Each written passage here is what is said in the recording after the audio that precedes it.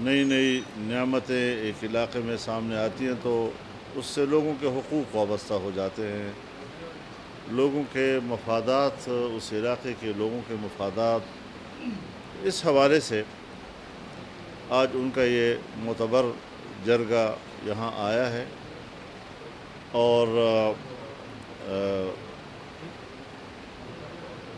Oil and gas کے جو محکمے کے ذمہ داران ہیں، سرکاری افسران ہیں، وہ بھی یہاں آئے اور ان دونوں کی آپس میں ملاقات ہوئی اور وہاں پر جو وہاں قوم کے جو حقوق ہیں اس حوالے سے بات ہوئی، تو اس پر اتفاق کیا ہے انہوں نے کہ ہم قانون اور اصول کے دائرے میں رہتے ہوئے اپنے حقوق کا مطالبہ کریں گے اور حکومت ہمارے ان حقوق کا تحفظ کرے گی، اور انہوں نے بھی ان سے یہی وعدہ کیا کہ یہ کمٹمنٹ ہے کہ وہاں کے علاقے اور وہاں کی قوم اور شمالی وزیرستان کے لوگوں کا حق اول ہوگا اور اس کو مکمل تحفظ دیا جائے گا۔ لیکن وہاں پر کچھ مشکلات ہیں، مثلا شمالی وزیرستان کے جو عثمانزئی قبیلے کا دھرنا ہے کہ وہاں پر بڑے معزز لوگ، یعنی ابھی حج کے دنوں میں ہمارے ایک منتخب چیئرمین اپنے یونین کونسل کے، ان کو ٹارگٹ کیا گیا، شہید کر دیا گیا۔ ہمارے وہاں جو تحصیل کے سیکرٹری جنرل تھے ان کو شہید کیا گیا۔ مولانا سمیع الدین صاحب جو ہمارے صوبائی اسمبلی کے وہاں کینڈیڈیٹ رہے اور بڑے حق گو قسم کے عوامی لیڈر تھے وہاں پر، ان کو شہید کر دیا گیا۔ اس کے بعد ابھی گزشتہ ہفتے میں کوئی 4 یا 5 اور لوگ شہید کر دیے گئے، اور یہ تو وہ لوگ ہیں کہ جو نامور ہوتے ہیں اور ان کو لوگ میڈیا بھی اس کا تذکرہ کر لیتی ہے، ورنہ یقین جانیے کہ عام آدمی وہاں محفوظ نہیں۔ اور قبائلی علاقوں میں قبیلے اپنے علاقے، اپنی سرزمین، وہاں کے امن کا تحفظ کرنا جانتے ہیں، لیکن مشکل یہ ہے کہ ان سے اسلحہ چھین لیا گیا، اب وہ بے دست و پا کر دیے گئے، اور وہاں کا جو لوگوں کا اپنا ایک لشکر ہوتا تھا جس کو یہ چلویشتے کہتے تھے، وہ بھی ختم کر دیا گیا۔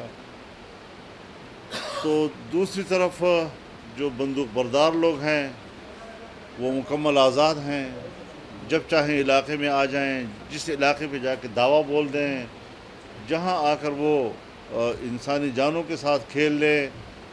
اس قسم کی جو ریاست کی طرف سے جو کمزوریاں ہیں اور جس کے نتیجے میں ایک بدنظمی وہاں پیدا ہو گئی ہے، تو ظاہر ہے عام آدمی اس سے بہت پریشان ہے۔ میں تو سمجھتا ہوں کہ جو طاقتور ہیں وہ عقل سے عاری ہیں، اور جو عقل مند ہیں وہ طاقت سے عاری ہیں۔ اب یہ کیا اس کا کیا حل ہے؟ اس پر ہماری اتھارٹیز کو، ریاستی اداروں کو سوچنا ہوگا، اور پبلک کو اپنے ساتھ شریک کر کے ان کی رائے لینی ہوگی، اور ان کو تحفظ کے وہ سارا حق دینا ہوگا جو قبائلی لوگوں کا ہمیشہ رہا۔ میرا تعلق چونکہ جنوبی اضلاع کے ساتھ ہے، اور میں وہاں کی صورتحال کا براہ راست یعنی مشاہدہ کرتا ہوں۔ ڈیرہ اسماعیل خان، ٹانک، لکی مروت، کرک، وزیرستان، دوسرا وزیرستان، یہ سارے علاقے جو ہیں اب وہاں پر مسلح لوگوں کا راج ہے۔ مقامی انتظامیہ ہو، پولیس ہو، اپنے آپ کو بے بس محسوس کر رہے ہیں۔ تو اس حوالے سے بھی جو وہاں پر عثمانزئی قبیلے کا دھرنا ہے، ان کی بھی اپنے علاقے میں اپنے تحفظ کے حوالے سے، یعنی ایک ہے حقوق کا تحفظ، ایک ہے جان کا تحفظ۔ ان کو اس وقت جان کی تحفظ کی پڑی ہوئی ہے، تو ان کو جان کا تحفظ بھی چاہیے اور ان کو حقوق کا تحفظ بھی چاہیے۔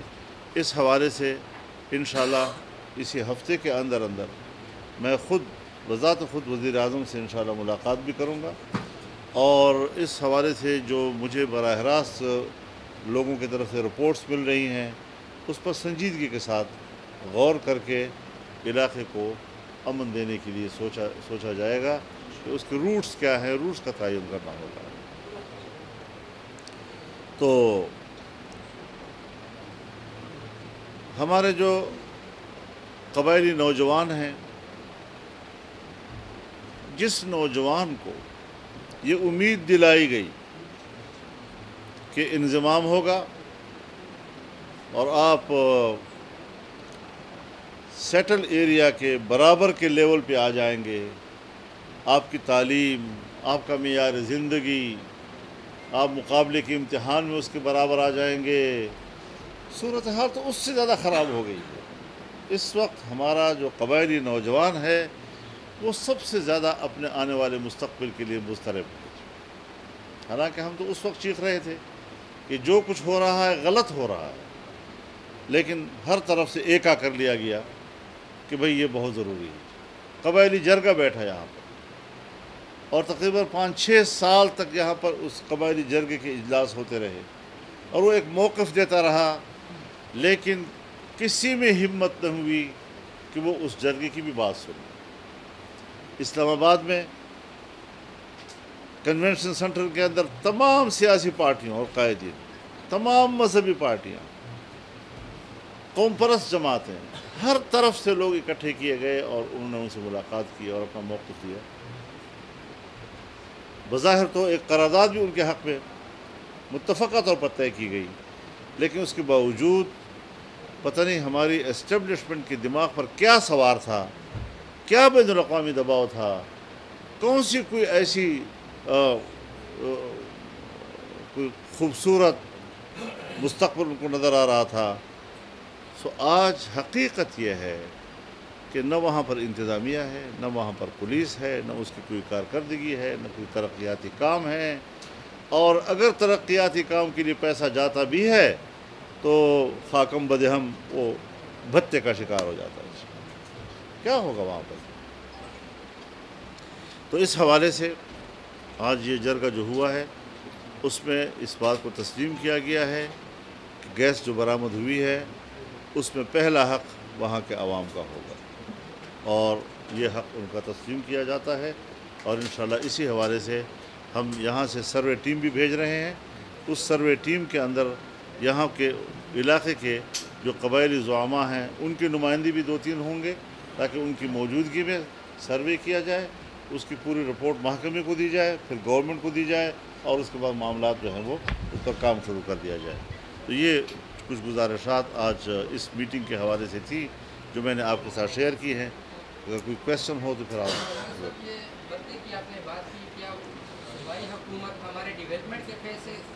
جی ہاں، اس طرح بھی شکایتیں ہیں۔ یہ بتائیں کہ میڈیم کے بارے میں یہ ایک تاثر ہے، اب میڈیم کے اندر سے شاید ایسی آوازیں اٹھی ہیں کہ ہم نے یہ حکومت کی ایسا اختلاف شاید سامنے آ رہا ہے جو ابھی حالات کا سامنا کرنا پڑ رہا ہے، اس وجہ سے ایسی آوازیں آ رہی ہیں۔ دوسرا سوال یہ ہے کہ سر ایک تاثر یہ بھی ہے کہ یہ سارا میڈیم کو ٹریک اس لیے کیا گیا کہ عمران خان کو جتنے ماضی کے گناہ ان کی حکومت کی ناکامی تھی ان سے ان کو نکالا جائے اور دوبارہ سے ان کو سامنے لایا جائے۔ دیکھیے، یہ پاکستان کا ایک اوپن پولیٹیکل ایریا ہے، یہاں پر سب کچھ کہا جاتا ہے اور کہا جا سکتا ہے، کہنے دیا جائے، کوئی پابندی تو نہیں ہے، سوشل میڈیا ہے جی۔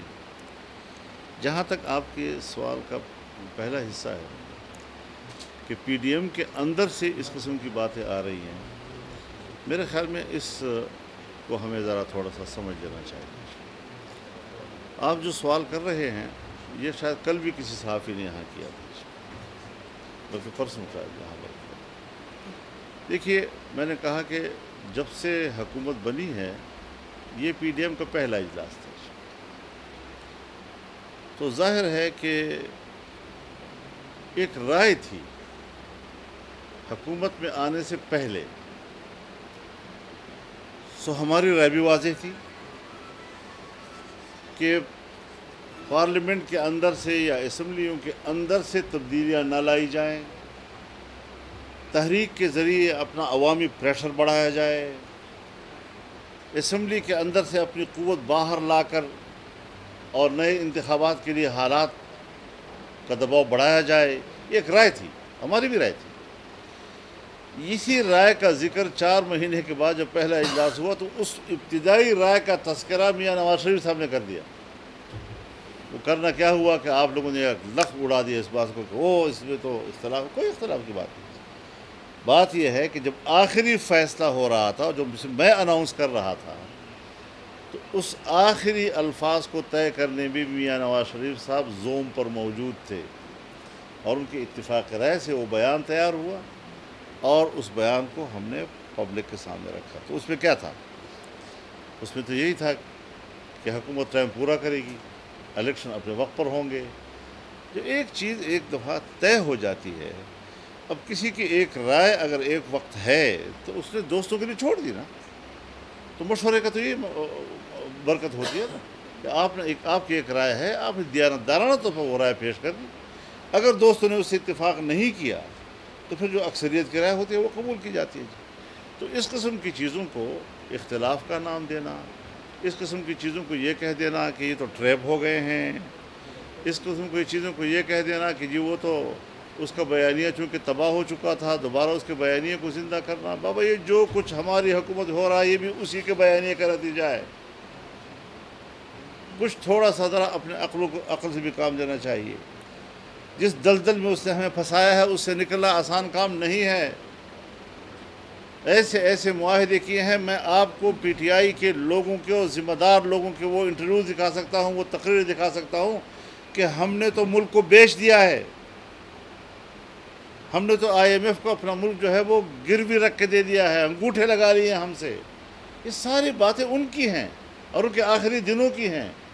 اور میں یہ کہتا ہوں یہ ان کی باتیں ہیں. میں یہ کہتا ہوں کہ اگر اس وقت ان سے حکومت نہ لی جاتی تو آج آپ کا ملک ٹکڑے ٹکڑے ہو جاتا. منصوبہ اس پہ چل رہا تھا.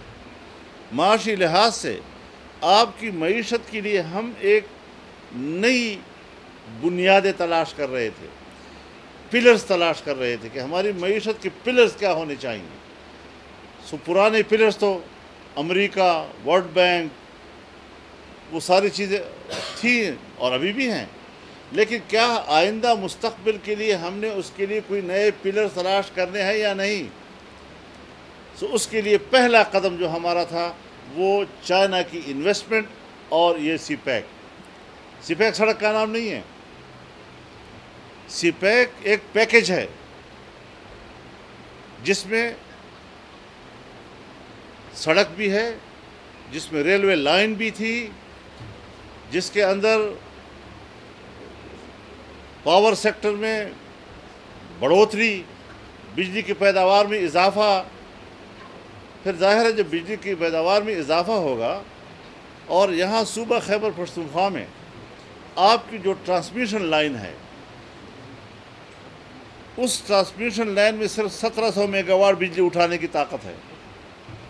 تو اگر آپ کو نئے صنعتی علاقے قائم کرنے ہیں اور اس کے ساتھ جو اکنامک ہبس ہیں وہ آپ نے بنانے ہیں تو اس کے لیے آپ کو بجلی اور گیس بھی چاہیے نا. تو گیس کا منصوبہ اس کے ساتھ تھا، بجلی کا منصوبہ اس کے ساتھ تھا. اور اگر 17,000 تک آپ نے لے جانا ہے بجلی کی کھپت کو تو آپ کو ٹرانسمیشن لائن بھی تبدیل کرنی ہوگی.